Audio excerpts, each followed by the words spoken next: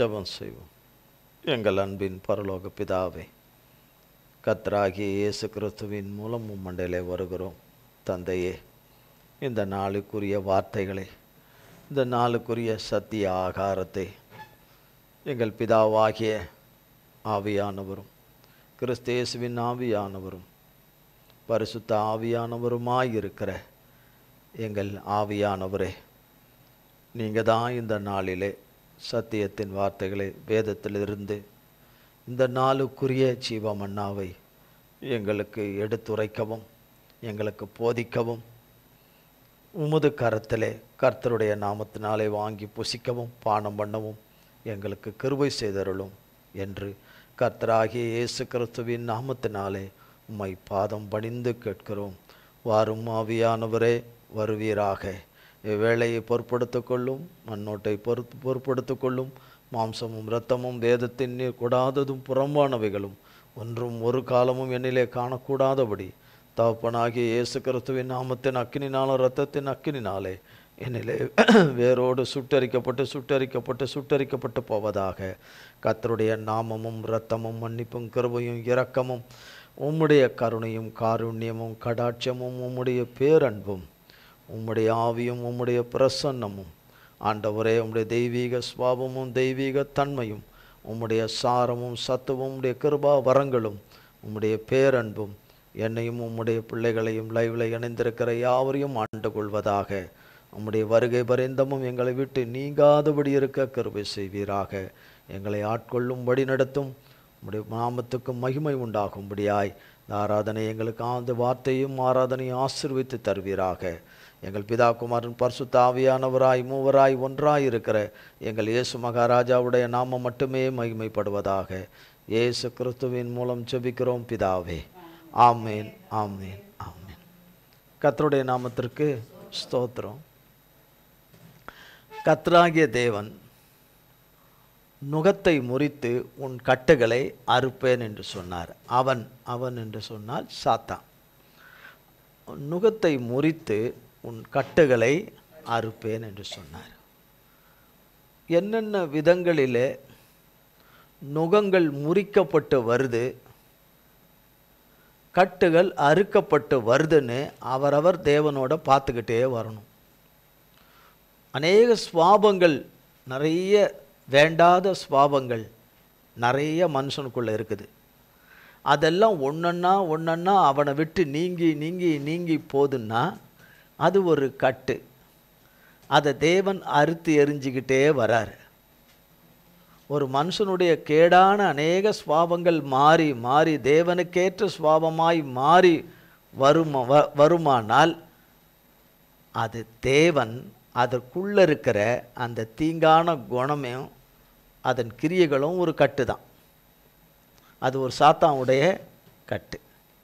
அப்போ நான் ஒவ்வொரு முறையும் நான் தேவ சமூகத்துக்கு வரேன், எனக்கு உள்ளான மனுஷனுக்குள்ளே என்னென்ன மாற்றங்கள் எனக்கு உண்டாகிட்டு வருதுன்னு நான் பார்க்கணும்.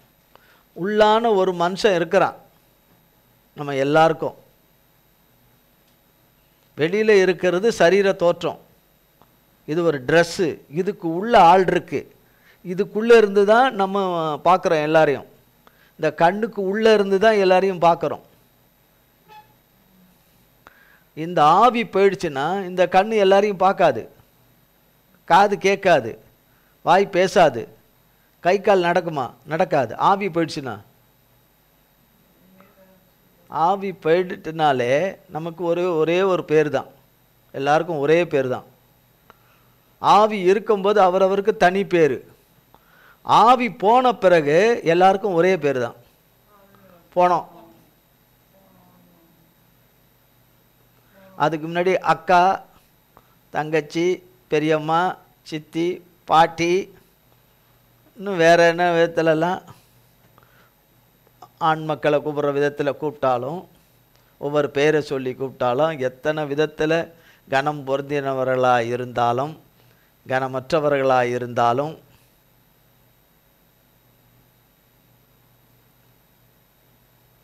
போயிடுச்சுன்னா, தேவன் தந்த ஆவி தீபம் போயிடுச்சுன்னா போகணும். ஏழையானாலும் பணக்காரனானாலும் இருக்கப்பட்டவனாலும் இல்லாதப்பட்டவனாலும் போனோம் ஒரே பேரில் வந்து அடங்கிருது. ராஜாவாக இருந்தாலும் ராஜா போனோம்லாம் கேட்க மாட்டாங்க, போனோம். ராணி போனோம்லாம் கேட்க மாட்டாங்க, போனந்தான்.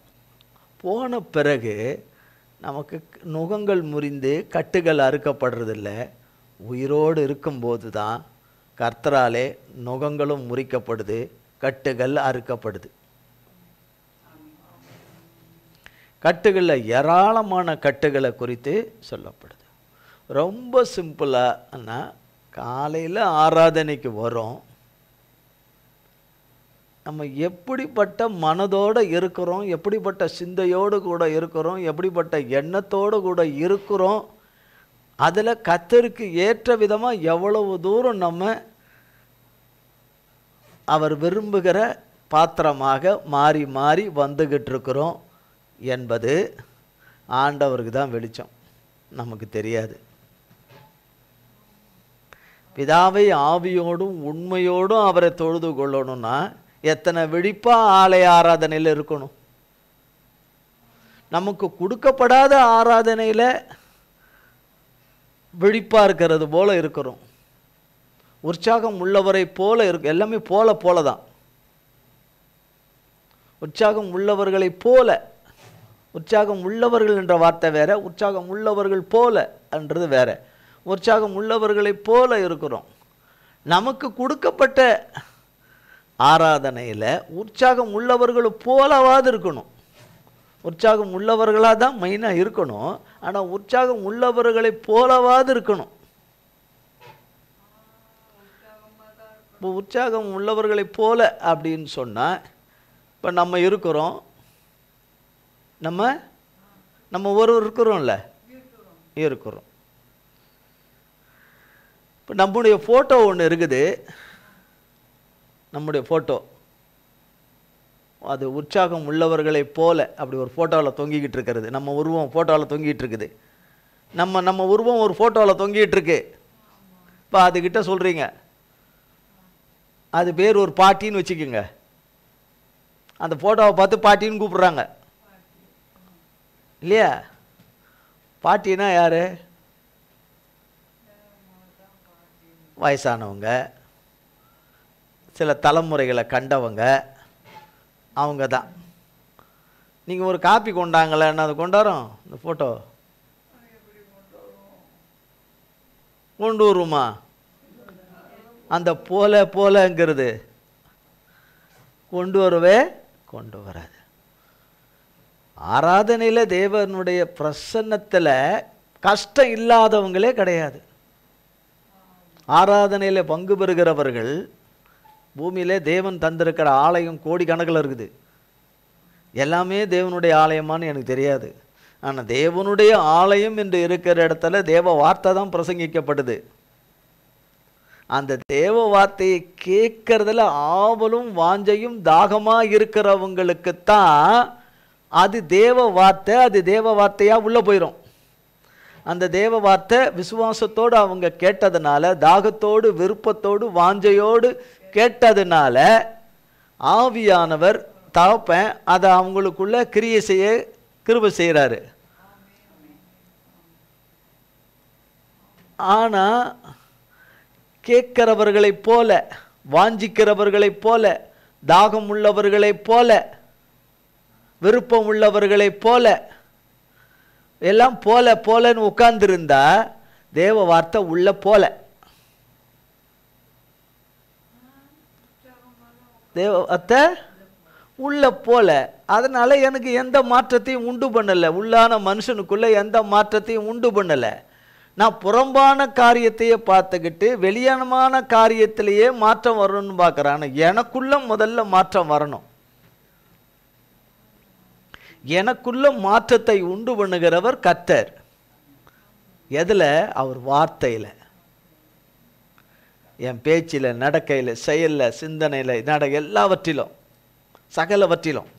நம்ம சொல்லிக்குவோம் நம்ம செம்மையாக இருக்கிறோன்னு. நான் சொல்லுவேன், நீங்கள் சொல்லுவீங்க, எல்லாரும் நம்ம செம்மையாக நடக்கிறோம், செம்மையாக இருக்கிறோன்னு. கிடையாது. தேவன் தான் நம்மளை பார்த்து செம்மையாக நடக்கிறோமா, செம்மையாக பேசுகிறோமா என்ன சொல்லி போதுங்களா. நம்மை காயம் உண்டாக்குறவர்களாக வைக்கல, காயம் கட்டுகிறவர்களாக வைத்திருக்கிறார். காயத்துக்கு கர்த்தருடைய நாமத்தினாலே மருந்து போடுகிறவர்களாய் வைத்திருக்கிறார். புண்ணாக்குகிறவர்களாய் வைக்கல, அந்த ஊழியத்தை தரல, அதை தரல. கர்த்தருடைய நாமத்தினாலே அநேகரை ரட்சிப்புக்குள்ள கொண்டு வருகிற பாத்திரங்களாக தான் நம்மளை உண்டாக்கி இருக்கிறாரே தவிர அநேகரை அழிக்கிறவர்களாக நம்ம உண்டாக்கலை.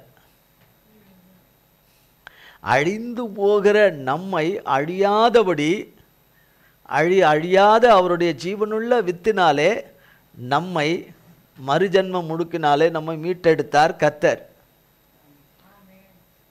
தகுதியற்ற பாத்திரங்களாகிய நம்மை கிருபையுள்ள பாத்திரங்களாக கிருபையுள்ள தேவன் மாற்றினார், நம்மை மாற்றினார்.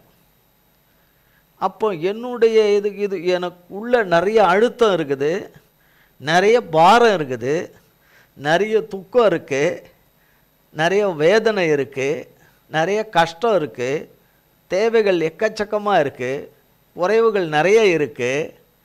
இவைகளை எல்லாம் எனக்கு நிவர்த்தி செய்யக்கூடியவர் கர்த்தர் தான்.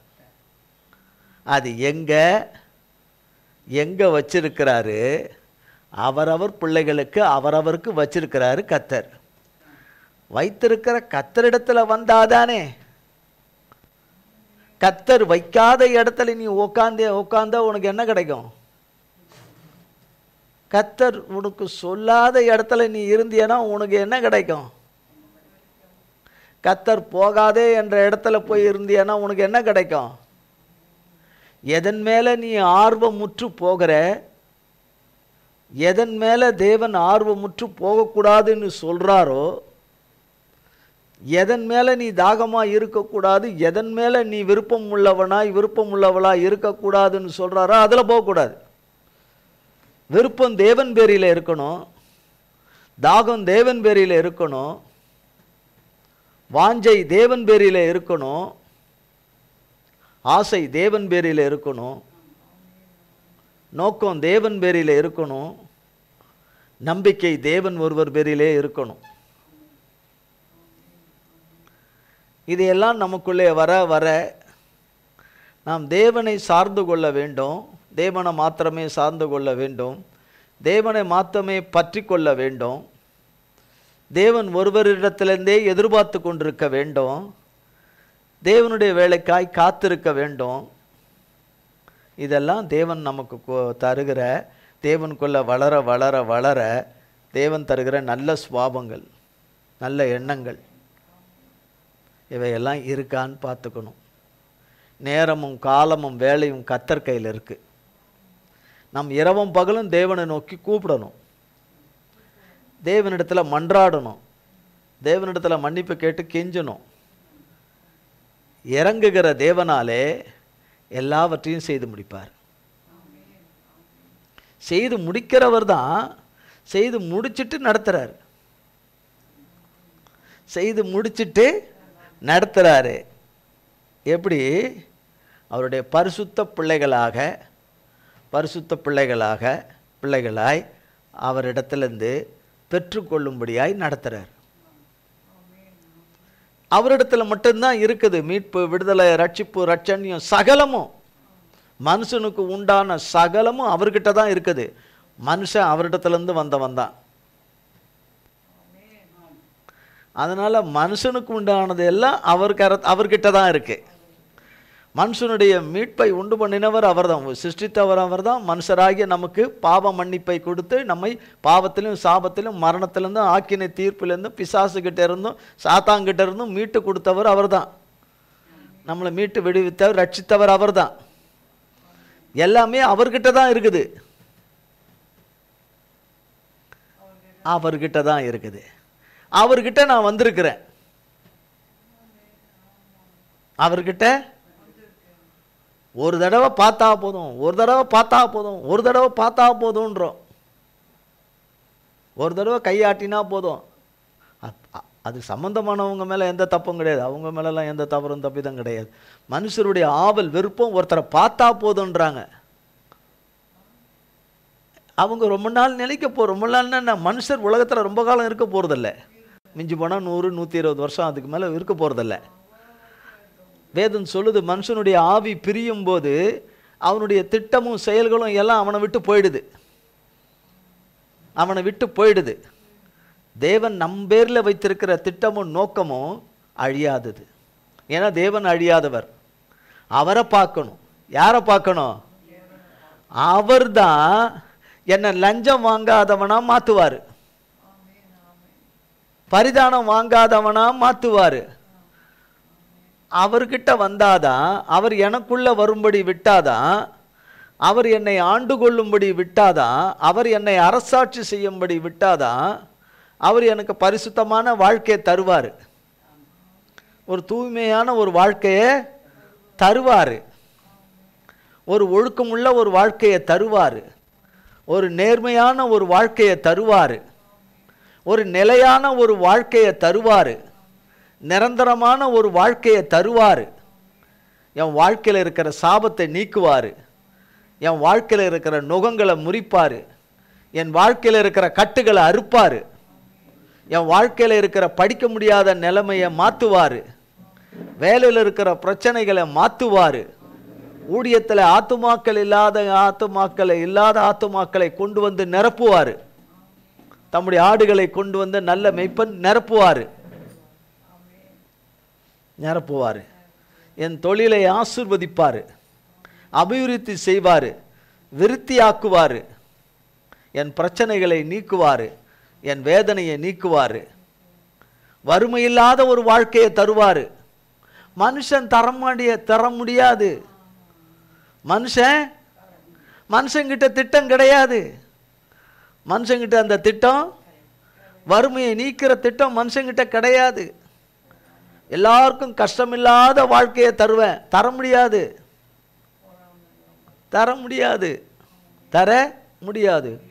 ஊழல் இல்லாத வாழ்க்கையை உங்களுக்கு தந்துருவேன், தர முடியாது. எந்த மனுஷனும் தர முடியாது. ஊழல் இல்லாத வாழ்க்கையை என்ன செய்ய முடியாது? தர முடியாது. எல்லாரும் நிறைவாய் வாழக்கூடிய ஒரு வாழ்க்கையை தருவேன் என்று மனுஷர் சொல்லுகிறார்கள். அப்படி தர முடியாது. அப்படி தர முடியாது. மனுஷனை நம்பி, மக்களை நம்பி, ஜனங்களை நம்பி குதிப்பது பாதாளத்தில் போய் குதிப்பது. மனுஷனை நம்பி குதிப்பது. எந்த நேரமும் மனுஷனை நம்புகிற மனுஷனை மனிதன் கழுப்பது எந்த நேரத்திலும் நிகழலாம். கை கழுவுறது எந்த நேரத்திலையும் கை கழுவலாம். ஓங்கி புகழ்கிற வார்த்தைகள் எல்லாம் தலைகீழாய் மாறலாம். தேவனை நம்பி இறங்குகிறவனுக்குத்தான் தேவனிடத்திலிருந்து ஒத்தாசை வரும். தேவன் தம்முடைய மனிதர்கள் மூலமா தேவன் தான் செய்யணும். மனிதனுக்கு தானா எதையும் தனக்கும் செய்ய முடியாது, மற்றவனுக்கும் செய்ய முடியாது. தேவன் ஒரு மனிதனுக்குள்ள வந்து தேவன்தான் அந்த மனிதர்கள் மூலமாக செய்யணுமே தவிர, தேவன் ஒவ்வொரு மனிதருக்குள்ள வச்சிருக்கிற நோக்கங்களை எல்லாம் அவர் நிறைவேற்றும்படியா வச்சா அது நிறைவேறும். தேவன் வைக்காதது ஒருத்தர்லையும் நிறைவேறாது. நிறைவேறாது. நல்ல வாழ்க்கையை, சமாதானமான வாழ்க்கையை, பரிசுத்தமான வாழ்க்கையை, நிலையான வாழ்க்கையை, சமசீரான வாழ்க்கையை தேவனுடைய அரசாட்சி மட்டும்தான் தர முடியும். அவர் வந்தாதான் மாற்றம் உண்டாகும். அவர் வராமல் எந்த மாற்றமும் எந்த மனுஷனாலும் உண்டாவாது. எந்த மனுஷனும் எந்த மாற்றத்தையும் கொண்டு வர முடியாது.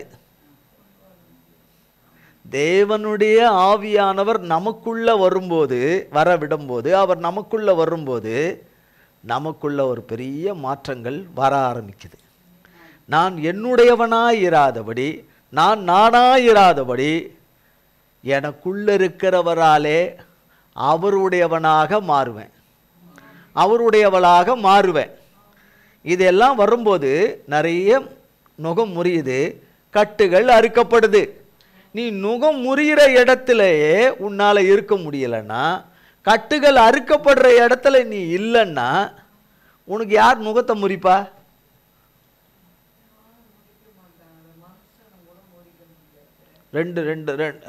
ரெண்டு கடைக்காரங்க இருக்கிறாங்க. ஒன்று கறிக்கடைக்காரர் இருக்கார், ஒரு கறிக்கடைக்காரர் இருக்கிறார்.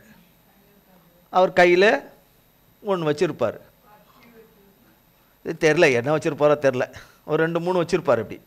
அப்புறம் ரவுண்டாக ஒரு கட்டை வச்சுருப்பார், 4-5 தொங்கும் வச்சுருப்பார். இந்த பக்கத்தில் ஒருத்தர் சுளுக்கு எடுக்கிறவர் இருக்கிறார். இங்கே கடைக்காரு சுளுக்கு எடுக்க தான் வந்தீங்க, சுளுக்கு பிடிச்சிக்கிச்சின்னு, மூச்சு பிடிச்சிக்கிச்சு, சுளுக்கு பிடிச்சிக்கிச்சு, இடுப்பு பிடிச்சிக்கிச்சு, அது பிடிச்சிக்கிச்சு, கை சுளுக்கிச்சு, கால் சுளுக்கிச்சுன்னு வந்திருக்கீங்க. கை சுளுக்கிருக்கு, கால் சுளுக்குன்னு வந்திருக்கீங்க. நீங்கள் கசாப் கடைக்கு வந்தீங்கன்னா அவன் என்ன செய்வான்? கை நீட்டுங்க, எடுத்துடுறேன்னு. இங்கே தானேங்க இதாக இருக்குது, இதானங்க பிரச்சனையாக இருக்குது, இதாங்க வெட்டி இருந்தாங்க, எடுத்துன்னு போயிடுங்க, இந்தாங்க கொண்டு போங்க. அடுத்தது போச்சு, அடுத்தது வந்தேன்னா வாங்க, இதையும் தட்டிடுறேன், இந்தாங்க எடுத்துன்னு போங்க. காலுக்கு கீழே பிரச்சனையை அதையும் தரேன், எடுத்துன்னு போங்க. அவன் ஒன்லி வெட்ட தான் செய்வான்.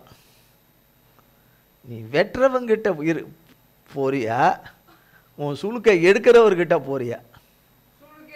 சுளுக்கு எடுக்க தானே வந்த, அப்போ ஏன் கசாப் கடைக்காரங்கிட்ட போற? தலையை ஏன் அவங்கிட்ட கொடுக்குற? தலையை ஏன் அவன்கிட்ட கொடுக்குற? ஆடு என்ன செய்யும்? ஆடு கசாப் கடைக்காரங்கிட்ட அமைதியாக இருக்கும். ஏன்னா அவன் தான் தலையை எடுக்க போகிறவன், அவன்தான் தலையை எடுக்க போகிறவன். அவன்கிட்ட தலையை தானாக கொடுத்துடும், தானாக கொடுத்துடும். எடுத்துட்ட பிறகு எடுத்துட்டியேன்னு ஆடு சொல்ல முடியும்? எங்கே சொல்ல முடியும்? ஆடு தான் போயிடுச்சே. ஆட்டு தலைக்கு தனியாக ஆள் வந்துடுவாங்க, மூளைக்கு தனியாக ஆள் வந்துடுவாங்க, ஆட்டுக்காலுக்கு தனியாக வந்துடுவாங்க. கறிக்கடையில் போய் பாருங்கள் தெரியும், ஆட்டுக்காலுக்கு தனியாக ஆள் வருவாங்க. ஓ பார்த்தது இல்லையோ ஆட்டுக்கறியெல்லாம்? ஓ இல்லை, போனது சாப்பிட்டதில்லை, போனதில்லை, பார்த்ததில்லை. ரைட். ஆடாவது தெரியுமா? ஆடு தெரியும், ஆடு தெரியும், ஆடு தெரியும். ஈரல் எனக்கு வேணும், ஒருத்தர் வருவாங்க, ஈரல் எனக்கு வேணும். ஒருத்தர் எனக்கு போட்டி வேணும், ஒருத்தர் எனக்கு போட்டி வேணும், ஒருத்தர் இருதயம் வேணும். சாத்தாங்கிட்ட போயிட்டா அத்தனையும் தனித்தனியாக எடுத்துருவான், தனித்தனியாக எடுத்துருவான். கர்த்தர்கிட்ட வரும்போது நுகம் எதுவோ அதை தான் முறிப்பார். நம்ம கழுத்தை முறிக்க மாட்டார். நம்ம கழுத்தை அவர்கிட்ட கொடுத்துட்டா நம்ம கழுத்தை முறிக்க மாட்டார். நம்மளும் அடுத்தவங்க கழுத்தை முறிக்கிறதுக்கும் விட மாட்டார், விடுறவங்கள இருக்க விட மாட்டார், இருக்க விட மாட்டார். கசாப் கடைக்காரங்கிட்டையும் தலையை கொடுக்க விட மாட்டார். கர்த்தர்கிட்ட கொடுத்துட்டா அங்கே கொடுக்க விட மாட்டார். கர்த்தருக்கு கோடி கோடி ஸ்தோத்திரம். நாகும் 1ஆம் அதிகாரம்.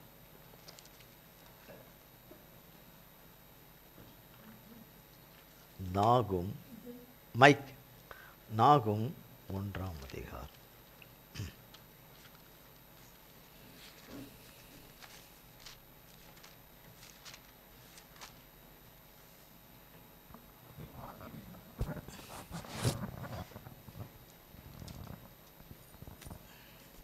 ஒன்றாம் அதிகாரம் 13ஆம் வசனம், பேஜ் 1081.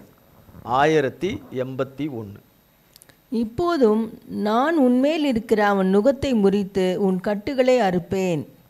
நான் உன்மேல் இருக்கிற, இப்போதும் நம்மகிட்ட இருக்கிற எல்லா வகையான நுகங்களும் கட்டுகளையும் நான் அறுப்பேன், முறிப்பேன், அறுப்பேன். முறிப்பேன், அறுப்பேன், அறுப்பேன். கட்டு கட்டுற இடத்துக்கு பார்த்தீங்கன்னா, புத்தூர் கட்டுக்கெல்லாம் போயிருந்தீங்கன்னா, அந்த பக்கம் போகக்கூடாது. யாரையாவது தூக்கிட்டு போகும்போது 3வது மனுஷரா 2வது மனுஷரா 4வது மனுஷரா கூட போயிருப்போம். புத்தூர்காட்டு போனால் சொல்லும்போது அதெல்லாம் ஒன்றும் இல்லை, அதெல்லாம் ஒன்றும் இல்லை, அதெல்லாம் ஒன்றும் இல்லை, அதெல்லாம் ஒன்றும் இல்லை. அங்கே போனாங்கன்னா சும்மா அப்படி தடவுவாங்க, எண்ணெய் இது பண்ணுவாங்க, ஒரு பத்தை கட்டுவாங்க, அவ்வளோதான்ப்பா. சும்மா அந்த நேரத்துக்கு ஒரு எறும்பு கடிக்கிற மாதிரி கடிக்கும். அது மற்றபடிலாம் ஒன்றும் கிடையாது. அந்த இடத்த நெருங்க நெருங்க நெருங்க நெருங்க காலை கையை கொடுக்க போகிறவருடைய மனநிலை எப்படி இருக்கும்னு ஆண்டவருக்கு தான் தெரியும். அதுக்கப்புறம் அதுக்குள்ளே போனோன்னு அவன் கத்துற கத்தை பார்த்த உடனே எறும்பு கடிக்கணுன்னானுங்களே கூட வந்தவனுங்க. ஒருத்தர் மச்சானாக இருப்பார், மாமாவாக இருப்பார், எந்த வகையில் உறவினராக இருப்பாரோ, நண்பராக இருப்பாரோ, அவனை தூக்கின்னு போகும்போது பார்த்தா அவனும் பார்க்கும்போது இவனுக்கு வயிற்றில் என்ன ஆகும்? அந்த இடத்த விட்டு ஒரே ஓட்டமாக, நான் அப்படியே கால் சரியான மாதிரி தான் எனக்கு தெரியுது. எனக்கு வீட்டில் போய் பார்த்துக்கலாம்பாங்க. அதுக்கிட்ட நெருங்கும்போது எனக்கு நல்லா இருக்கிற மாதிரி நான் ஃபீல் பண்ணுறேன், வீட்டுக்கு போகிறேன்பாங்க. இல்லை இல்லை இல்லை இல்லை, அதுக்குள்ளே வந்துட்டா முறிஞ்சதை கட்டுற இடம். சரியாக முறியலைன்னா, அரைகுறையாக முறிஞ்சிருந்தா அதை நல்லா முறிச்சிருவாங்க. அதை ஆமாம், நல்லா முறிச்சிருவாங்க. அந்த இடத்துல நல்லா முறிச்சிட்டு அவங்க சொல்லுவாங்க, அதை முறிச்சிட்டு அதை நல்லா இழுத்துட்டு அப்படி ஒரு சொருவுங்கம்பாங்க. அதை அறுத்துட்டு ஒரு சொரும்பாங்க. அப்போ எப்படி இருக்கும்? 4 இடு தடியானுங்க மாதிரி இருப்பாங்க பக்கத்தில், தடியானுங்க பிடிக்கிறதுக்குன்னு. கட்டு கட்டுறவங்களுடைய ஆட்கள் பக்கத்தில் இருப்பாங்க, பலசாலிங்க இருந்து. அது சரியாக முறியல, விழுந்த இடத்துல உங்களுக்கு சரியாக முறியல, அப்படியே வச்சு கட்ட முடியாது. நல்லா முறிச்சிட்டு அதுக்கப்புறம் உங்களை என்ன செய்திடலாம், வச்சு கட்டிடலான்னு போட்டு இருக்குன்னு போட்டு. சிலர் இடத்துல பனானா வச்சிடுறேன்றாங்க, வாழைப்பழம் வாய்க்குள்ளே வச்சிடுறேன்றாங்க, கத்தாதன்னு லப்புக்குன்னு. சில இடத்துல அது ஆபத்தாக முடிஞ்சிருச்சு, தொண்டைக்குழியில் சரியாக போய் நடுவில் போய் நின்றுக்குச்சின்னு சொல்லி அது மாதிரிலாம் வருதுன்னு இப்போ அந்த வாழைப்பழம் வைக்கிறத விட்டுட்டாங்க.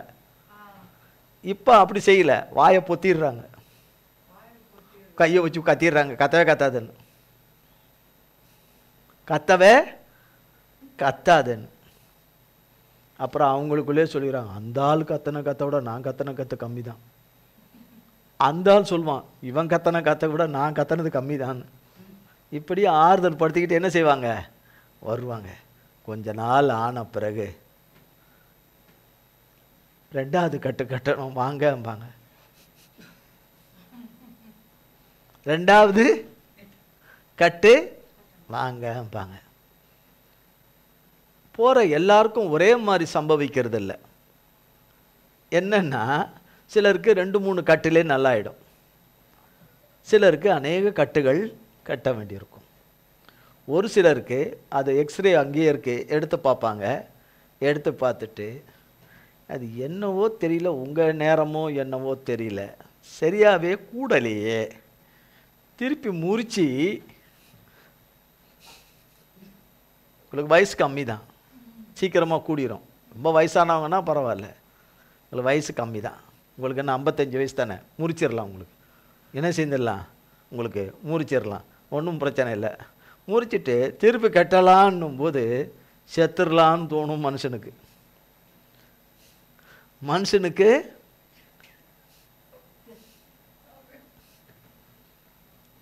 ஆனால் ஏன் அவங்க அதை செய்கிறாங்க, நல்லா ஆகணும்னு. என்னிடத்துல நீ வந்துட்ட, உன்னை நடக்க விடாதபடி, நீ நடக்க முடியாதபடி, நீ நிற்க முடியாதபடி, நார்மல் பர்சனாக நீ இருக்க முடியாதபடி இருக்கிற பிரச்சனையை நாங்கள் சரி பண்ணி விட்டுருவோம். அதுக்கு வழி இருக்குது. அதுக்கு என்ன இருக்குது, வழி இருக்குது. அதுக்கப்புறம் நாங்கள் உங்களுக்கு வழி மாத்திரெல்லாம் தருவோம், நீங்கள் சாப்பிடுங்க, வழி மாத்திரெல்லாம் தாங்க. சிலர் அங்கே போய் என்ன சொல்கிறாங்க, எனக்கு தூக்க மருந்து கொடுத்துருங்க, தூங்கிடுறேன், நீங்கள் என்ன வேணால் பண்ணிக்கங்க, பண்ணி என்னை கட்டி விட்டுருங்க அப்படின்றாங்க சிலர். அப்படின்னு சொல்கிறாங்க. அங்கே அவங்க என்ன சொல்கிறாங்க, எல்லாம் பண்ணி முடிச்சுட்டு உங்களுக்கு மாத்திரை தரேன்றாங்க. ஆனால் நம்முடைய வழிகளை எல்லாம், நம்முடைய பாடுகளை எல்லாம், நம்மளுடைய வேதனைகளை எல்லாம், நம்முடைய பாவத்தினாலே சம்பாதித்தது எல்லாம் ஏசப்பா சிலுவையில் சுமந்து தீர்த்தாங்க, கொடிய வழியினால. கொடிய வழியினால வேதனையினால, அவமானத்தினால, நிர்வாணத்தினால, காரி துப்புதலினால நம்முடைய நுகங்களை எல்லாம் சிலுவையில் முறிச்சார் ஏசப்பா. சிலுவையில் முறிச்சார். பாவிகளாகிய நமக்காக, பாவமே இல்லாத பரிசுத்தர் நமக்காக பலியானார். நம்முடைய நுகங்களை அங்கே முறிச்சார். ஆதாம் முதல் கடைசி மனுஷனுக்குரிய அத்தனை நுகத்தையும் அங்கே முறிச்சார் கர்த்தர். பிதாவுடைய ஒரே தேவகுமாரனாகிய கர்த்தராகிய இயேசு கிறிஸ்துவாய் நம் உலக இரட்சகர் சிலுவையில் முறிச்சார். அதை கட்டுகளை அறுத்தார். சாத்தானுடைய அத்தனை கட்டுகளையும், நம் மீது வந்த அத்தனை நுகங்களையும் கட்டுகளையும் ஒட்டுமொத்தமாக அறுத்து தன்னை விலைக்கிரயமாய் கொடுத்தார், ஜீவபலியாய் கொடுத்தார். அவராலே அவருடைய பிள்ளைகளுடைய நுகங்கள் முறிக்கப்படுது, அவருடைய கட்டுகள் அறுக்கப்படுது. இந்த சுவிசேஷம் எங்கெங்கெல்லாம் அறிவிக்கப்படுதோ அறிவிக்கப்படுகிற இடத்துல கேட்குற ஆடுகள் அதை தாகமாக கவனமாக கேட்கணுமா இல்லையா? இப்போ தண்ணி இருக்குதுல, ஆடுகள் போது, ஆற்று ஓரமாக போகுது ஆடுகள். ஆறு பார்த்தது இல்லையா? ஆறு கிட்ட போகுது, ஆடு போகுது. ஆடு ஆறு இவ்வளோ உயரத்துக்கெல்லாம் தண்ணி போல, இவ்வளோண்டு உயரத்துக்கு தான் தண்ணி போகுது, ஒரு இடுப்பளவு தண்ணிக்கு தான் போகுது. அதில் ஆடுகள் வந்தால் என்ன செய்யும்? தண்ணி எப்படி குடிக்கும்? தண்ணி எப்படி குடிக்கும்? ஜெக்கில் முண்டா குடிக்கும். என்ன பண்ணும்? தன்னுடைய தலையை அந்த இதில் கொண்டு வந்து வாயை அந்த தண்ணி மேலே வைத்து அந்த தண்ணியை என்ன செய்யும்? ஒரு இஞ்சு குடிக்கும் இல்லையா? அது தண்ணின்னு தெரிஞ்சு அந்த தண்ணியை குடிக்குது. ஆடு தண்ணியை குடிக்குது. ஆடு தண்ணி குடிச்சு சாப்பிடணும். ஆடு என்ன செய்யணும்? சாப்பிடணும். புகாரி ஹோட்டலுக்கா போவோம்? எங்கே போவோம்? தலைகளை இலைகளை சாப்பிட்றதுக்கு போவோம். ஆர்டிஃபிஷியல் இலைன்னு ஒன்று இருக்குது. இயற்கையாக இருக்கிற இலை வேற, ஆர்டிஃபிஷியல் இலை வேற. ஆர்டிஃபிஷியல்னு தெரியும் இல்லையா? பிளாஸ்டிக்கில் இருக்கிற இலை அது ஆடு சாப்பிடுமா? அதை அதுக்கு தெரியும் அது இலை இல்லைன்னு, அதுக்குரிய ஆகாரம் அது இல்லைன்னு. ஆடுக்கு தெரியுதில்ல? நம்மளையும் ஆடுன்னு வேதத்தில் தேவன் சொல்கிறார். ஆடுகளின் மெய்ப்பன் நம்மை ஆடுகள் என்று சொல்கிறார். ஆடுகள் என்று நம்மை சொல்கிறாரு. நம்ம பிளாஸ்டிக் சாப்பிடலாமா? ஆடே சாப்பிட்றது இல்லையே. உனக்கு ஆர்டிஃபிஷியலாக உனக்கு கொடுக்கறத நீ சாப்பிட போறியே, அது சாப்பிட்டா என்ன ஆகும்? உள்ள பிளாஸ்டிக் உள்ளே போச்சுன்னா ஜீரணமே ஆகாது, செத்து போயிடுவேன். என்ன ஆயிடுவேன்? ஆடே அதை சாப்பிடாது. ஆடே அதை சாப்பிடாது. ஆடே வேண்டாத தண்ணியை குடிக்காது. வேண்டிய தண்ணி தான், அது நல்ல தண்ணி தான் ஆடு குடிக்கும். அப்போ நம்ம ஆடு மேய்ப்பன் கரத்தில் இருக்கிற ஆடுகள். அதனால தான் புல்லுள்ள இடங்களிலே நம்மை மேய்க்கிறார். வசனம்தான் புல்லு, வசனம்தான் புல்லு. அதை மேய தானே வந்திருக்கிறோம். மேயிற வேலையை விட்டுட்டு வேற எங்க மேயிற வேலை?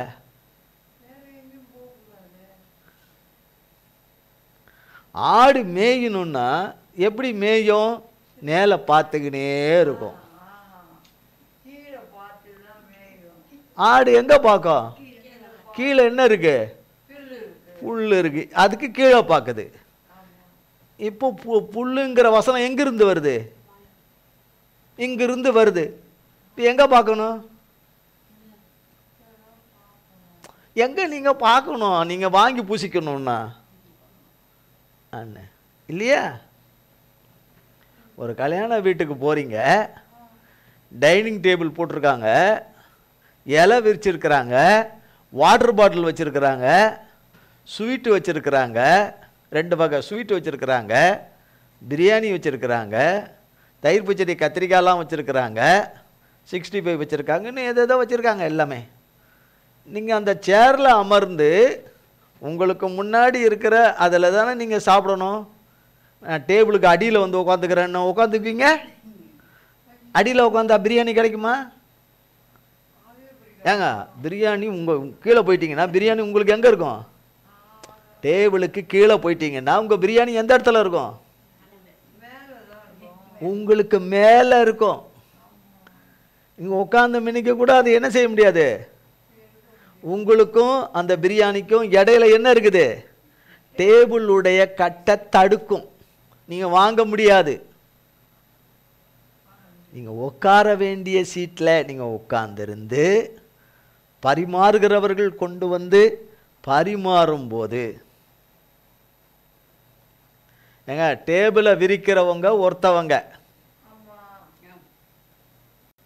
டேபிளை விரிக்கிறவங்க ஒருத்தவங்க ஒருத்தவங்க இல்லையா?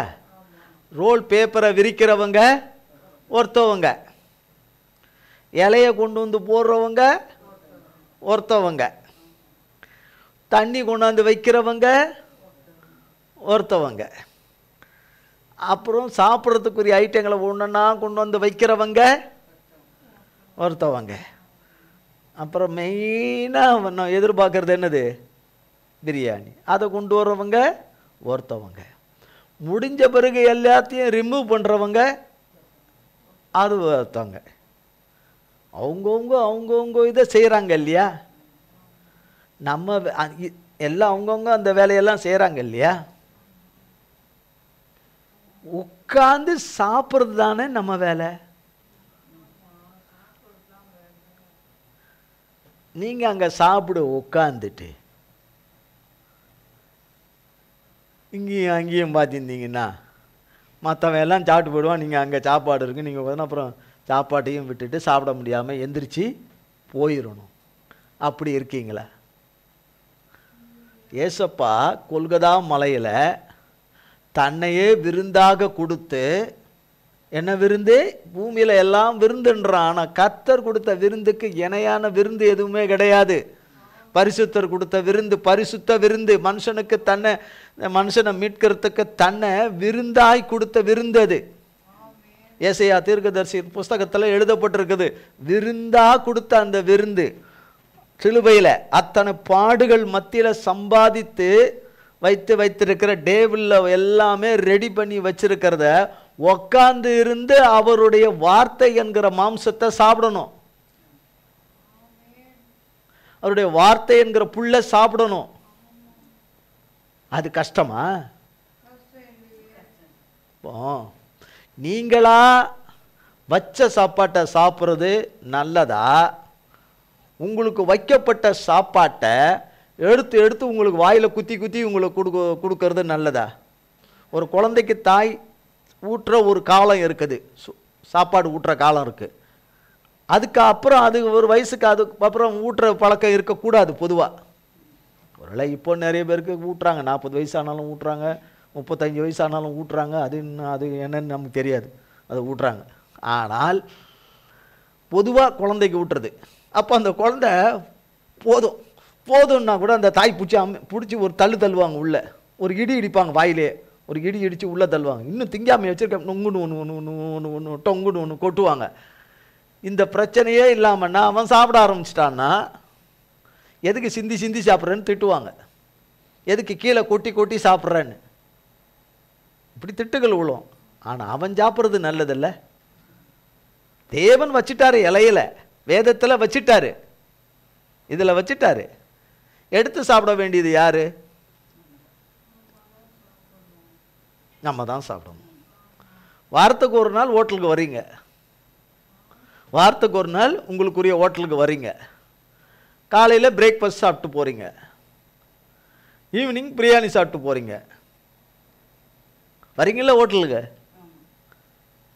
ஹோட்டலுக்கு போகிறீங்கள, ஞாயிற்றுக்கிழமை ஹோட்டலுக்கு போகிறீங்கள, காலையில் 6 to 7:30 ஹோட்டலுக்கு போகிறீங்கள, போலையா? ஈவினிங் 5 மணிக்கு போகிறீங்கல்ல ஹோட்டலுக்கு. அப்போ சாப்பிட தானே வந்தீங்க. அப்போ சாப்பிடாம வந்தீங்கன்னா எப்படி? ஏன் சாப்பிட தான் வந்தோம், தேவ வார்த்தையை சாப்பிட தான் வந்தோம். அப்போ நான் சாப்பிட்டா என்னை சாப்பிட்டதுக்கான அதனுடைய பலன் எனக்குள்ளே இருக்கணும்ல. ஆனால் அது எனக்குள்ளே சாப்பிட்டதுக்கான பலனே இல்லைன்னா நான் சாப்பிடாமையே வந்துக்கிட்டு இருக்கிறேன் ஹோட்டலுக்கு போயிட்டு. இந்த ஹோட்டலில் பில்லு கொடுக்க வேண்டிய அவசியம் கிடையாது. ஏன்னா பில்லு எல்லாமே சிலுவையில் பே பண்ணிட்டார் கர்த்தர். கர்த்தர் சிலுவையில் எல்லா பேமெண்ட்டும் சிலுவையில் பண்ணிட்டார். பணமும் இன்றி விலையும் இன்றி சிலுவையில் மீட்டுட்டார், ரட்சித்துட்டார், விடுவிச்சிட்டார். அவரால் அவர்கிட்ட நம்ம தலையை கொடுத்தா, நம்மை கொடுத்தா, அவரால் நமக்கு நுகம் முறியறது நிச்சயம். கட்டுகள் அறுக்கப்படுறது நிச்சயம். முடிச்சு அவுக்கப்படுறது அவரால் நிச்சயம். கர்த்தருக்கு ஸ்தோத்திரம், கர்த்தருக்கு ஸ்தோத்திரம். நான் எவ்வளவு இதமாக பாடினாலும், நான் எவ்வளவு தான் இது பண்ணாலும், இதமாக பாடினாலும், என் உள்ளத்தில் என் தேவனை நான் பாடுவது நல்லது. என் தேவனை பாடுவது நல்லது. பாட முடியாத நிலைமையிலும் நான் பாடுவது நல்லது. வேதம் வாசிக்க முடியாத மனசூழல்கள் இருந்தாலும் வேதத்தை வாசிப்பது நல்லது. ஜெபிக்க முடியாத நிலையில் ஜெபிப்பது தான் நல்லது. ஸ்தோத்திரிக்க முடியாத நிலையில் ஸ்தோத்திரம் பண்ணாதான் விடுதலை. கர்த்தரை மெய்யாய் ஸ்தோத்திரித்தாதான், துதி ஸ்தோத்திரத்தை பண்ணாதான் விடுதலை. சத்துருவின் கிரியைகள் அழிக்கப்படும். கர்த்தருடைய நாமம் என்கிற வசனமாகிய பட்டயத்தை எடுத்து நான் கட்டவிழ்த்தாதான் எனக்கும் நல்லது. எதிராளிகளை அழிக்க முடியும், எதிராளிகளை அழிக்க முடியும். சும்மா வசன நடையா டைலாக் எல்லாம் பேசிட்டு இருந்தீங்கன்னா வேலைக்கே ஆகாது, வேலைக்கே ஆகாது. முதல்ல சொல்லிட்டாரு, காயம் ஏற்படுத்துறதுக்கு உன்னை நான் ஏற்படுத்தலை. காயங்களை உண்டு பண்ணுறதுக்காக பூமியில் ஒரு மனுஷனை நான் உண்டாக்கலை. காயத்தை கட்டுவது, முதல்ல காயத்தை கட்டினவரே அவர்தான். அவர்தான் காயத்தை ஏற்படுத்துகிறவர், காயத்தை கட்டுகிறவர், கொள்ளுகிறவரும் உயிர்ப்பிக்கிறவரும் அவரே. அது அவருக்குரியது, அது அவருக்குரியது. அவருடைய வார்த்தை அதை செய்யுது, அவருடைய வசனம் அதை செய்யுது, அவருடைய நாமம் அதை செய்யுது, அவருடைய ரத்தம் அதை செய்து நமக்கு. அது வேற, அது விலையேற பெற்றவருடையது. நம்முடையது ஒருவருக்கொருவர் காயம் ஏற்படுவதற்காக உண்டாக்கல, ஒருவரை ஒருவர் வெட்டுவதற்கு நம்மை உண்டாக்கல, ஒருவரை ஒருவர் வெட்டி சாய்ப்பதற்காக நம்மை உண்டாக்கல, நம்ம அதுக்குன்னு அழைக்கல. ஆமென். ஒவ்வொருவரையும் கர்த்தருடைய நாமத்தினாலே கிறிஸ்துவுக்குள்ளே இழுத்து கொள்ளவும், கிறிஸ்துவின் நாமத்தினாலே ரட்சிப்புக்குள்ளே நடத்தவும் தான், ரட்சிப்பின் பாத்திரமாக இருக்க தான் அழைச்சிருக்கிறார் பரிசுத்தர். ஆமென், ஆமென். எசேக்கியேலின் புஸ்தகம்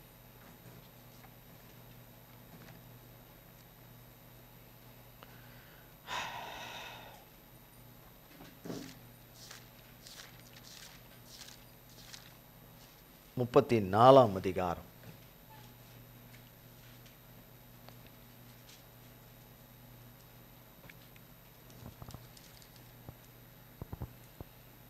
இருபத்தி 2ஆம் வசனத்திலிருந்து, நான் என் ஆடுகளை இனி சூறையாகாதபடிக்கு ரட்சித்து ஆடுகளுக்கும் நியாயம் தீர்ப்பேன்.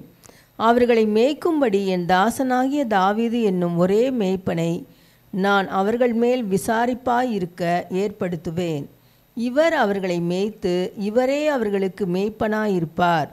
கர்த்தராகிய நான் அவர்களுக்கு தேவனாக இருப்பேன். என் தாசனாகிய தாவீது அவர்கள் நடுவில் அதிபதியாயிருப்பார். கர்த்தராகிய நான் இதை சொன்னேன். நான் அவர்களோடு சமாதான உடன்படிக்கை செய்து துஷ்ட மிருகங்களை தேசத்தில் இராதபடிக்கு ஒழிய பண்ணுவேன். அவர்கள் சுகமாய் வனாந்தரத்தில் தாபரித்து காடுகளில் நித்திரை பண்ணுவார்கள். நான் அவர்களையும் என் மேட்டின் சுற்றுப்புறங்களையும் ஆசீர்வாதமாக்கி ஏற்ற காலத்திலே மழையை பெய்ய பண்ணுவேன். ஆசீர்வாதமான மழை பெய்யும். வெளியின் விருட்சங்கள் தங்கள் கனியை தரும், பூமி தன் பலனை கொடுக்கும். அவர்கள் தங்கள் தேசத்தில் சுகமாயிருப்பார்கள். நான் அவர்கள் நுகத்தின் கயிறுகளை அறுத்து அவர்களை அடிமை கொண்டவர்களின் கைக்கு அவர்களை நீங்களாக்கி விடுவிப்பேன்.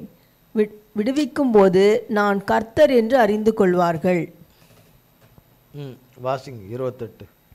இனி அவர்கள் புறஜாதிகளுக்கு கொள்ளையாவதில்லை, பூமியின் மிருகங்கள் அவர்களை பட்சிப்பதும் இல்லை. தத்தளிக்க பண்ணுவார் இல்லாமல் சுகமாய் தங்குவார்கள். நான் அவர்களுக்கு கீர்த்தி பொருந்திய ஒரு நாற்றை எழும்ப பண்ணுவேன். அவர்கள் இனி தேசத்திலே பஞ்சத்தால் வாரிக்கொள்ளப்படுவதும் இல்லை. இனி புறஜாதிகள் செய்யும் அவமானத்தை சுமப்பதும் இல்லை. தங்கள் தேவனாகி கர்த்தராயிருக்கிற நான் தங்களோடே இருக்கிறதையும் இஸ்ரவேல் வம்சத்தாராகிய தாங்கள் என் ஜனமாயிருக்கிறதையும் அவர்கள் அறிந்து கொள்வார்கள் என்று கர்த்தராகிய ஆண்டவர் சொல்லுகிறார். என் மந்தையும் என் மேய்ச்சலின் ஆடுகளுமாகிய நீங்கள் மனுஷர், நான் உங்கள் தேவன் என்று கர்த்தராகிய ஆண்டவர் உரைக்கிறார் என்று சொல் என்றார். பாருங்க, சொல்றார் இல்லையா, என் மந்தையும் என் மேய்ச்சலின் ஆடுகளும் ஆகிய நீங்க தான்ற நம்மளை. நம்ம என்ன சொல்றாரு? ஆடுகள் என்று சொல்றார். முதல் 22ஆம் வசனத்தில், அதில் 34ஆம் அதிகாரத்தில், நான் என் ஆடுகளை இனி சூறையாடாதபடிக்கு ரட்சிப்பேன் என்று சொல்றார். என் ஆடுகள் இனி சூறையாடப்படாதபடிக்கு ரட்சிப்பேன் என்று சொல்றார். என்ன சொல்றாரு? ரட்சிப்பேன் என்று சொல்றார். ரட்சிப்பேன் என்று. ஆடுகளுக்கும் நியாயம் தீர்ப்பேன். ஆடுகளுக்கு இருக்கிற பிரச்சனைகளை தீர்ப்பேன் என்று. பிரச்சனைகளை ரட்சிக்கிறோம் அவர்தான், பிரச்சனைகளை தீர்க்கிறவரும் அவர்தான். வாரத்துக்கு ஒரு நாள் அல்லது 2 வாரத்துக்கு ஒரு நாள், 3 வாரத்துக்கு ஒரு நாள், சிலருக்கு வாரத்தில் 2 நாள் தான் கசாப் கடைக்கு போவாங்க. என்ன கடைக்கு போவாங்க? முடி வெட்டுற கடைக்கு மாதத்துக்கு ஒரு தடவை அல்லது 2 மாதத்துக்கு ஒரு தடவை தான் போவாங்க. முடியே வெட்டாமல் இருக்கணும்னா தலையை வெட்டிடணும். முடி வளராமல் இருக்கணும்னா என்ன செய்திடணும்? தலையை வெட்டிடணும். முடி கடைக்கு போக வேண்டியதில்லை. மொட்டையை அடித்தா திரும்ப வளரும். மொட்டையை அடித்தா என்ன பண்ணோம்? அதுக்காக அப்படி செய்ய முடியுமா? அப்படி செய்ய முடியுமா? அப்படி செய்ய முடியாது, செய்யக்கூடாது. ஆனால் அவரவர் கையிலேயே கசாப்பு கடை இருக்குது. அவரவர் கையிலேயே கசாப்பு கடை இருக்குது. கசாப்பு கடை இருக்குது. உங்களுக்கு என்ன வேணுமோ, என்ன மீட், என்ன வகையான கறி வேணுமோ அத்தனையும் அதில் கிடைக்கும். நீங்கள் அதை கசாப்பு கடைக்குள்ளே போயிட்டீங்கன்னா மெம்பராக போயிட்டீங்கன்னா வெளியில் வரவே முடியாது. தேவன் நினைச்சாதான் வெளியே வர முடியும். தேவன் நினைச்சாதான் வெளியே வர முடியும், இல்லைன்னா வெளியே வர முடியாது. அது என்ன கசாப் கடை? செல்ஃபோன். என்னது இது? ஆமாம். அதில் மெயினாக என்னன்னா, உள்ளே போகும்போது அது நம்முடைய கறியை தான் எடுக்குது. அது அதில் பெரும்பாலும் நம்முடையவைகள், நமக்குண்டானவைகளை எல்லாம் எடுத்துருது. அந்த கடைக்காரனுக்கு உரியது என்னவோ, கசாப் கடைக்காரனுக்கு உரியது எதுவோ அதையெல்லாம் நமக்குள்ளே கொடுக்குது. தேவன் நமக்கு உண்டாக்குனதை எல்லாம் நம்மை விட்டு எடுக்குது. தேவன் வைக்காதே என்று சொல்றதெல்லாம் கொண்டு வந்து வைக்குது.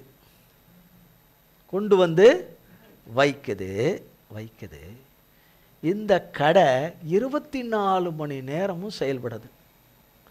24/7. இது ஆஸ்பத்திரி எல்லாம் போட்டிருப்பாங்க. 24 மணி நேரமும் 24 hours. நீங்கள் கடைகள், மளிகை கடைகள், மால் எங்கே போனாலும் கூட ராத்திரி 11 மணிக்கு மேலே கிடையாது. ஆனால் இது அப்படி கிடையாது. நான் ஸ்டாப், எப்பவும் திறந்தே இருக்கும் வாசல். இதனுடைய வாசல் பூட்டப்படவே படாது. இந்த கதவு திறந்தே இருக்கும். இந்த கதவு திறந்தே இருக்கும். இதனுடைய பின்னாடி கதவு, இது லைட் மெம்பர்களுக்கு எல்லாமே பின்னாடி கதவு இருக்குது. பின்னாடி ஒரு கதவு இருக்குது. அது திறக்கும் போது பாதாளத்தில் இருப்பாங்க. இதனுடைய பின்னாடி கதவு அதில் இருக்கும். இந்த செல்போனுங்கிற கசாப்பு கடையினுடைய பயன்பாடு 10% கூட பிரயோஜனமான வகையில் உள்ளதா இருக்குது. அதை பிரயோஜனமான வழியில் பயன்படுத்தினா நமக்கு உண்டானது என்னவோ அது வரைக்கும் எடுத்துக்கிட்டு வந்துக்கிட்டே இருப்பாங்க. அதில் அதுக்கு உள்ள உள்ள உள்ள லேயர் லேயர் லேயர் லேயர் அது உள்ளே போயிட்டே இருக்க மாட்டாங்க. அதுக்கு உண்டானது இப்போ நம்ம கர்த்தருடைய வார்த்தை லைவில் போகுதுன்னா, செல்லில் பார்க்குறாங்கன்னா செல்ஃபோனில் தானே பார்க்குறாங்க. ஒருத்தர் தகவல் பரிமாற்றங்களை பண்ணுறாங்க. சில காரியங்களுக்கு பயன் உள்ளது, எல்லாவற்றுக்கும் பயன் உள்ளது கிடையாது. எல்லாவற்றுக்கும் பயனுள்ளது கிடையாது. நமக்கு நன்மைக்கென்று கொடுக்கப்பட்ட அவைகளுக்குள்ளே நன்மையானதை மட்டும் எடுத்தால் ஆடுகளுக்கு நல்லது, இல்லை என்றால் அனைத்தும் தீமை. அப்போ நீ தீமைக்குள்ளே போய் கொண்டிருந்தால் உனக்குள்ளிருந்து பிறப்பிக்கப்படுகிறவைகள் எல்லாம் என்னவா இருக்கும்? என்னவா இருக்கும்? தீமையை தான் பிறப்பிச்சுக்கிட்டே இருக்கும். தீமையை தான் அது கொண்டு வந்து உன் முன்னாடி கொண்டு வந்து அந்த சாப்பாட்டு இலையில் வைக்கிற ஐட்டங்களை போல கொண்டு வந்து வைக்கும். உனக்கு நம்பிக்கைக்குரியதும் மீட்புக்குரியதும் விடுதலைக்குரியதும் ரட்சிப்புக்குரியதும் மன்னிப்புக்கும் கிருபைக்கும் உரியதும் அந்த இலையில இருக்கவே இருக்காது. இலையில இருக்கவே இருக்காது. எல்லாமே நம்பிக்கையற்றதும் முடிஞ்சு போனதும் அழிஞ்சு போனதும் அதுதான் அந்த இலையில இருக்கும். அதையே நீ ஆகாரமாய் சாப்பிட்டு கொண்டிருந்தால் ஆடாகிய நீ தண்ணீரை பருக வேண்டிய தண்ணீரை தேவனுடைய தண்ணீரை பருக முடியல. தேவனுடைய புல்லாகிய வசனத்தை உன்னால் மேய முடியல. புஷ்டியான ஆடாய் மாற முடியல. கர்த்தராகிய தேவன் இங்கே சொல்றார் 23, அவர்களை மேய்க்கும்படி என் தாசனாகிய தாவீது என்னும் ஒரே மேய்ப்பனை நான் அவர்கள் மேல் விசாரிப்பாய் இருக்க ஏற்படுத்துவேன். இவர் அவர்களை மேய்த்து இவரே அவர்களை மேய்ப்பனாயிருப்பார். அவர்களுக்கு கர்த்தராகிய நான் அவர்களுக்கு தேவனாயிருப்பேன். என் தாசனாகிய தாவீது அவர்கள் நடுவில் அதிபதியாயிருப்பார். கர்த்தராகிய நான் இதை சொன்னேன்.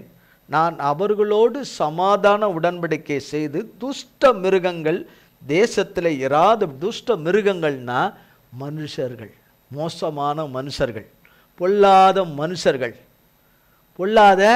மனுஷர்கள், நன்மையை கெடுக்கிறவர்கள், தேவ பிள்ளைகளுடைய நன்மையை கெடுக்கிறவர்கள், தடை செய்கிறவர்கள், விரும்பாதவர்கள், தேவனுடைய பிள்ளைகளுடைய நன்மையை விரும்பாதவர்கள், தேவனோடு கூட ஐக்கியமாக இருப்பதை விரும்பாதவர்கள்,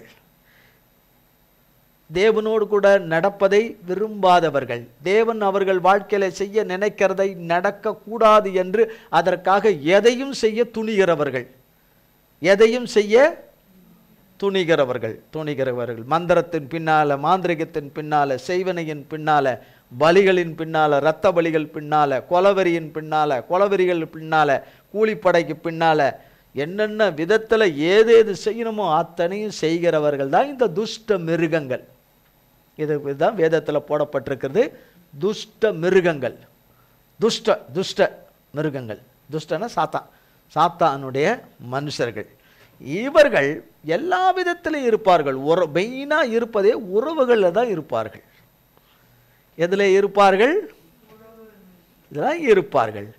அவர்கள் துஷ்ட மிருகங்கள் என்று இனம் காணாதவர்களுக்கு அவர்கள் கரும்புகளை கொண்டு வந்து கொடுக்கிறவர்களாக இருப்பார்கள்.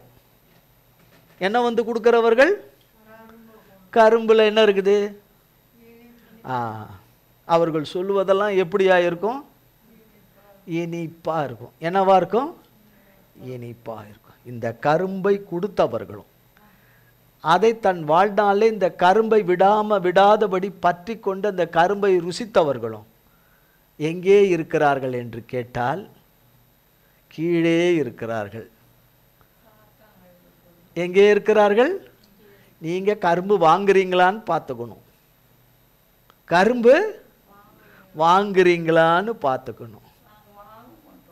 சிலர் வாங்காம அவங்களே கரும்பா இருப்பாங்க, அவங்களே துஷ்ட மிருகமாகவும் இருப்பாங்க, அவங்களே கரும்பா இருப்பாங்க.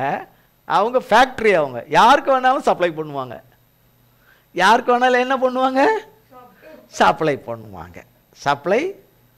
பண்ணுவாங்க. அப்போ பாருங்க, துஷ்ட மிருகங்களை தேசத்தில் இராதபடி ஒழிய பண்ணுவேன். அவர்கள் சுகமாய் வனாந்தரத்தில் தாபரித்து காடுகளில் நித்திரை. காடுன்னா அந்த காடு இல்லை, காடுன்னா அந்த காடு இல்லை. காடுகளில் நிறைய வளம் இருக்குது, நிறைய வளம் இருக்குது, ஏராளமான வளம் நிறைந்தவைகள் எல்லாருக்கும். கனி நிறைந்தவைகள் இருக்கு, சாப்பிடக்கூடிய பிழைக்கக்கூடிய சகலமும் இருக்குது. அது ஒரு சம்பூரணம், ஒரு நல்ல ஒரு நிறைவு. அந்த காடுகளில் நித்திரை பண்ணுவார்கள். என்ன பண்ணுவார்கள்? நித்திரை பண்ணுவார்கள்னா சமாதானமா சந்தோஷமா மன நிம்மதியாய் இருப்பார்கள். 26, நான் அவர்களையும் என் மேட்டின் சுற்றுப்புறங்களையும் ஆசீர்வாதமாக்கி ஏற்ற காலத்திலே மழையை பெய்ய பண்ணுவேன். அதான் ஆசீர்வாதம். மழையை பெய்ய பண்ணுவேன். ஆசீர்வாதமான மழை பெய்யும். மழை பெய்யும்னு அவர் சொல்லிட்டார்னா பெய்ய வேண்டிய நேரத்தில் பெய்யும். இப்போ ஒரு நிலம் இருக்குது, ஒரு நிலம் இருக்கு. இப்போ அந்த நிலத்தில் பயிர் செய்யணும். இப்போ நிலத்தை எல்லாம் சுத்தப்படுத்திட்டாங்க. நிலத்தை என்ன பண்ணிட்டாங்க? சுத்தம் பண்ணிட்டாங்க, க்ளீன் பண்ணிட்டாங்க, நல்லா க்ளீன் பண்ணிட்டாங்க, சுத்தம் பண்ணிட்டாங்க. இப்போ ஏறு விழுறாங்க, அதில் ஏறு விழுறாங்க. அதை பார்த்துருக்கீங்களா? அது சிட்டியில் தான் இருக்கும், கிராமங்கள்லாம் இது நடக்காது. கிராமங்களில் அங்கெல்லாம் நடக்காது, சிட்டியில் தான் இதெல்லாம் நடக்கும், கிராமங்களில் நடக்காது. கிராமத்தில் தான் நடக்குமா? சரி, ரைட்டு, சரி, ஏறு விட்டோம். ஏறு எல்லாம் ஓட்டிட்டு அதுக்கு கொஞ்சம் நீர் பாய்ச்சுவாங்க, நல்லா பாய்ச்சுவாங்க இல்லையா?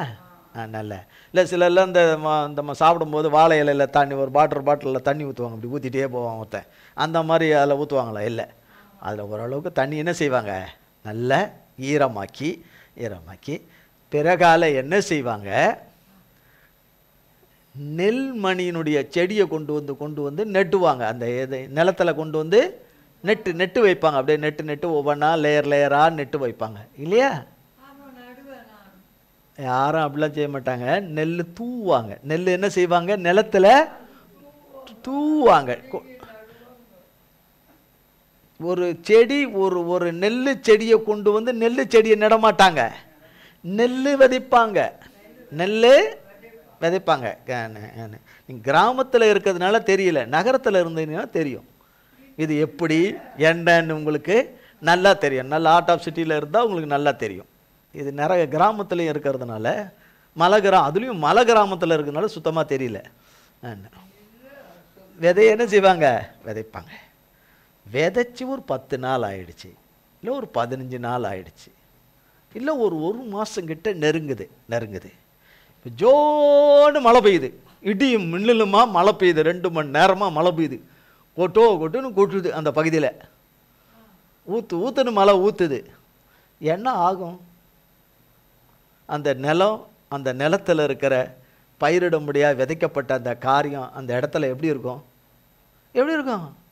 15-20 சென்டிமீட்டர் மழை பெஞ்சிச்சு, 2 மணி நேரத்தில் 15-20 சென்டிமீட்டர் மழை பெஞ்சிச்சு. அந்த நிலத்து மேலே, இடுப்புக்கு மேலே தண்ணி ஓடும். என்ன ஆகும்? எல்லாமே போச்சு, எல்லாமே போயிடுச்சு இல்லையா? அப்போ என்ன விரும்புவார் அந்த விவசாயி? என்ன விரும்புவார்?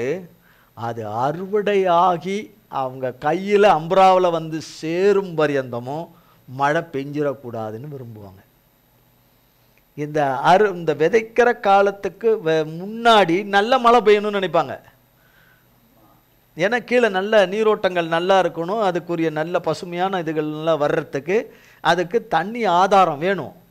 ஆனால் அது நல்ல பயிராகி அறுவடையாகி வர்ற நேரத்தில் மழை பெஞ்சிருச்சுன்னா எல்லாமே என்ன செய்கிறோம், ஒட்டு மொத்தமாக வீணாகி கண்ணீராக ஆறா ஓடும்.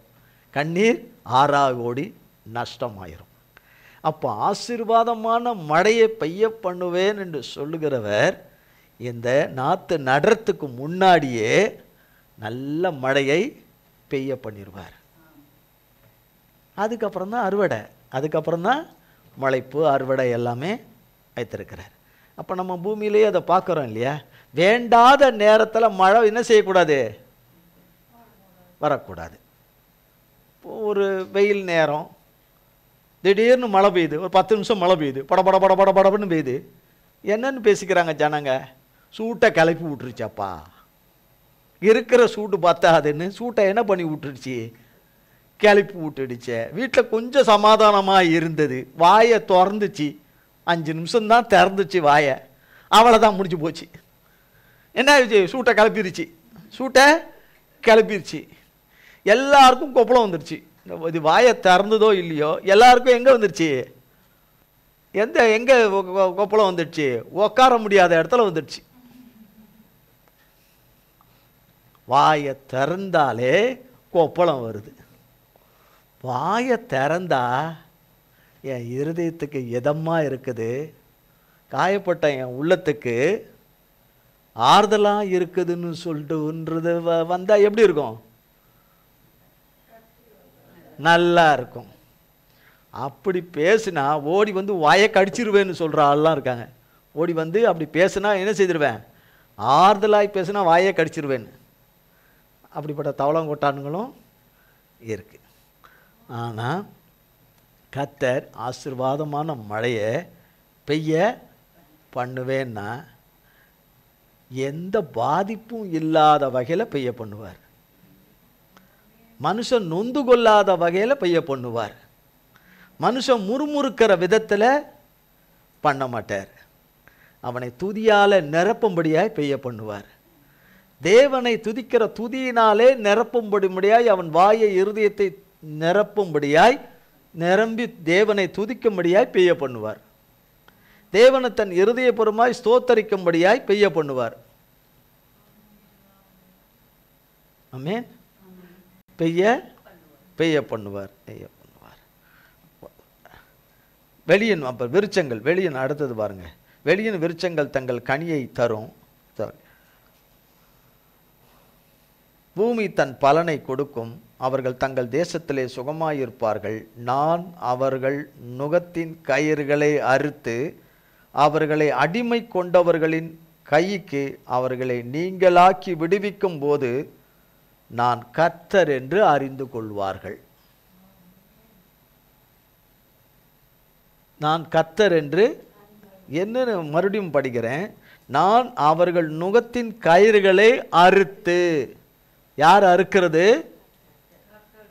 அப்போ சாத்தா வந்து தான் ஒரு மனுஷனை வலுக்கட்டாயம் பண்ணி நுகத்தை வைக்கிறது இல்லை. சாத்தான் வலுக்கட்டாயம் பண்ணி நம்மை கயிறுகளால் கட்டுவதில்லை. நம்மை சாத்தாங்கையில் கொடுக்க போய் தான் சாத்தான் நமக்கு அந்த நுகத்தையும் கயிறையும் கொண்டு வந்து கட்டுறான். இப்போ நிறைய பேர் கையில் ஒரு குறைஞ்சபட்சம் ஒரு 3லிருந்து 10 கயிறு இருக்கும், கலர் கலராக. நீங்கள் பார்த்துருப்பீங்கன்னா நிறைய பேர் கையில். அது அவர்களை எல்லா வேலையையும் நல்லா செய்யும்படி, வேலையில் நல்லா ஸ்கோப் பண்ணும்படி, அவங்க நல்லா உயரும்படி ஒரு கயிறு. வேலை செய்கிற இடத்துல அந்த பெண் எனக்கு கிடைக்கணும், அதுக்கு ஒரு கயிறு. வேலை செய்கிற இடத்துல அந்த பையன் என் பட்சமாக இருக்கணும், அவன் எனக்கு கிடைக்கணும், அதுக்கு ஒரு கயிறு. எனக்கு எந்த பேய் பிசாசு கிட்ட அண்டக்கூடாது, அதுக்கு ஒரு கயிறு. போகிற வழியில் எந்த ஆக்சிடெண்ட்டும் வந்துடக்கூடாது, அதுக்கு ஒரு கயிறு. அதுக்கு ஒரு கயிறு. மனைவி என்கிட்ட சண்டைக்கு வந்துடக்கூடாது, அதுக்கு ஒரு கயிறு. புருஷன் என்கிட்ட சண்டைக்கு வந்துடக்கூடாது, அதுக்கு ஒரு கயிறு. நீங்கள் பார்த்ததே இல்லையா? நீங்கள் சிட்டியில் இருந்தீங்கன்னா உங்களுக்கு தெரியும். நீங்கள் சிட்டியில் இல்லாததுனால உங்களுக்கு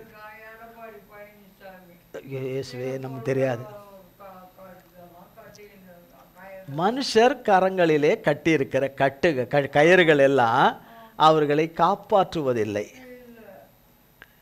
கர்த்தருடைய அன்பின் கயிறினாலே கட்டப்பட்டிருக்கிற நம்மை தேவனுடைய நாமம் என்கிறதான் நம்மை காப்பாற்றும், ஒவ்வொரு மனுஷனையும் காப்பாற்றும். அப்போ ஒவ்வொருத்தரையும் வெளியரங்கமாக பார்த்தீங்கனாலே கட்டி வச்சிருக்கிறான். இது அந்த இடத்துக்கு போகணும், அவங்க எங்களுக்கு அதை சொல்லி அதை கட்டி விட்டாங்க, அவங்க எங்களுக்கு போனாங்க எங்களுக்கு கட்டி விட்டாங்க, எங்களுக்கு கட்டி விட்டாங்கன்னு சொல்லிட்டு இங்கு கர்த்தர் கயிறை அறுக்கிறவர். கர்த்தரிடத்தில் வருகிறவர்களுக்கு கயிறை அறுக்கிறாரு. அவன் கயிறை கட்டுகிறவனாக இருக்கிறான். அவன் கட்டுறதோடு சரி, திரும்ப கட்டவிழ்க்கிறது அவனால் கட்டவிழ்க்கிறதும் கிடையாது, கட்டவிழ்க்கவும் முடியாது அவனால். ஆனால் தேவன் கட்டுகளை அவிழ்க்கிறவர், கட்டுகளை அறுக்கிறவர். அப்போ கர்த்தராகிய தேவன், நான் அவர்கள் கட்டுகளை நான் அறுத்து அவர்களை அடிமை கொண்டவர்களின் கைக்கு அவர்களை நீங்களாக்கி விடுவிக்கும் போது நான் கர்த்தர் என்று அறிந்து கொள்வார்கள், நான் கர்த்தர் என்று அறிந்து கொள்வார்கள் என்று சொல்லி. அப்போ அவர் நுகத்தை முறிக்கிறது நிச்சயம், கட்டுகளை கயிறுகளை அறுப்பதே நிச்சயம். நம்மை விடுவித்து கொள்ள முடியாதிருக்கிற நிலைமை தான் அந்த கட்டு. நமக்கு காரியங்கள் கைகூடாதபடி பிடிச்சிருக்கிறது ஒரு கட்டு. அதை முறிச்சு அதை அறுப்பேன்னு சொன்னவர் சொன்னபடி செய்தே தீருவார். செய்வார்ல, செய்தே தீருவார். கர்த்தருக்கு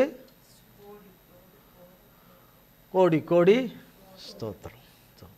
நம்மை நாமே ஆராய்ஞ்சு பார்க்கணும். என்னுடைய சொற்கள், என்னுடைய வார்த்தைகள், என்னுடைய பார்வைகள், என்னுடைய நடக்கைகள், என்னுடைய கிரியைகள் மனுஷனை கொல்லுகிறதா மனுஷனை உயிர்ப்பிக்கிறதான்னு பார்த்துக்கணும். மனுஷனை கொல்லுகிறதுக்காக நம்மை தேவன் சிருஷ்டிக்கலை, நம்மை அழைக்கலை. எல்லோரும் கிறிஸ்துவுக்குள்ளே இருக்கணும், கிறிஸ்துவ அண்டைக்குள்ளே கொண்டு வரத்துக்கு தான் நம்மை அழைத்திருக்கிறார். கிறிஸ்துவ அண்டையிலே அழைத்து வருவதற்கு தான், நம்மை சிருஷ்டித்தவருடைய பாதத்துக்கு கொண்டு வருவதற்குத்தான் அழைத்திருக்கிறார். அவரோடு கூட எதா காலமும் அவரோடு கூட இருக்கிறதற்குத்தான் அழைத்திருக்கிறார். பரிசுத்தர் அழைத்திருக்கிறார். நம்மை கொள்ளுகிறவர்களாக, மற்றவர்களை கொள்ளுகிறவர்களாக, வார்த்தையாலும் சொற்களாலும் நடக்கையாலும் கிரியைகளினாலும் பார்வையாலும் மற்றவர்களை கொள்ளுகிறவர்களாக இருக்கிறோமா? அனுதினமும் காயத்தின் மேல் காயத்தை உண்டு பண்ணி கொண்டே இருக்கிறோமா என்பதை ஆராய்ந்து பார்க்கணும். பார்த்து அதை விட்டு வெளியே வந்துடணும். வெளியே வந்து கர்த்தரை பற்றி கொள்வோமானால் நிச்சயமாக நம் தேவன் நம்முடைய நுகங்களை சரியானபடி முறிச்சிருவார். ஒரு இடத்துல கட்டு போகிற இடத்துல அவன் திரும்பவும் முறித்து திரும்பவும் இது பண்ணுறது போல் பண்ண மாட்டார். முறிக்கிறது சரியாக முறிச்சிருவார், குறையில்லாமல் முறிச்சிருவார். கர்த்தர் நுகங்களை என்ன பண்ணிடுவார், அதில் ஒரு பிசிறு கிசிறு எதுவும் வச்சிடாதபடி முறிச்சிருவார். கட்டுகளில் ஒரு கயிறு கூட பாக்கி வைக்காதபடி அறுத்துருவார், கட்டை அவிழ்த்துருவார்.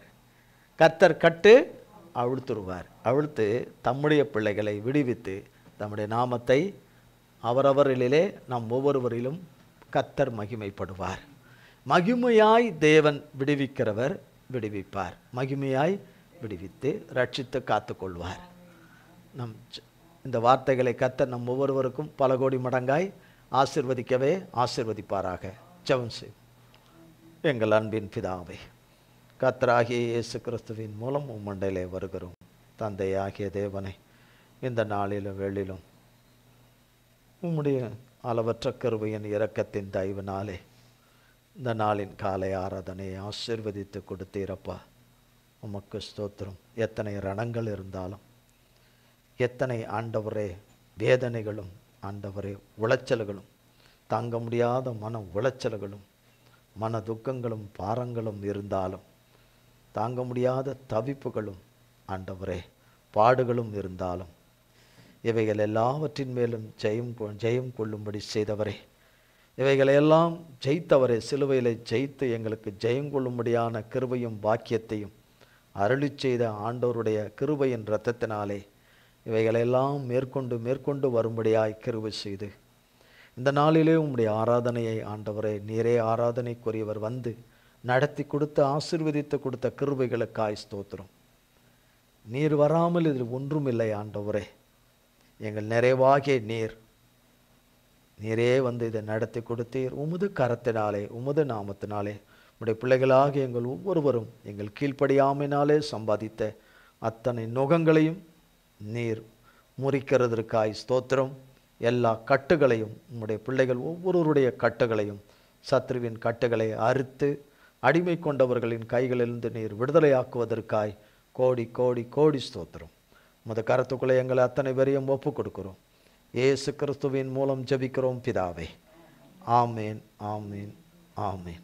என் ஆத்துமாவே கர்த்தரை ஸ்தோத்திரி, என் முழு உள்ளமே பரிசுத்த நாமத்தை ஸ்தோத்திரி. என் ஆத்துமாவே கர்த்தரை ஸ்தோத்திரி, கர்த்தர் செய்த சகல உபகாரங்களை மறவாதே. ஆமேன், ஆமேன்.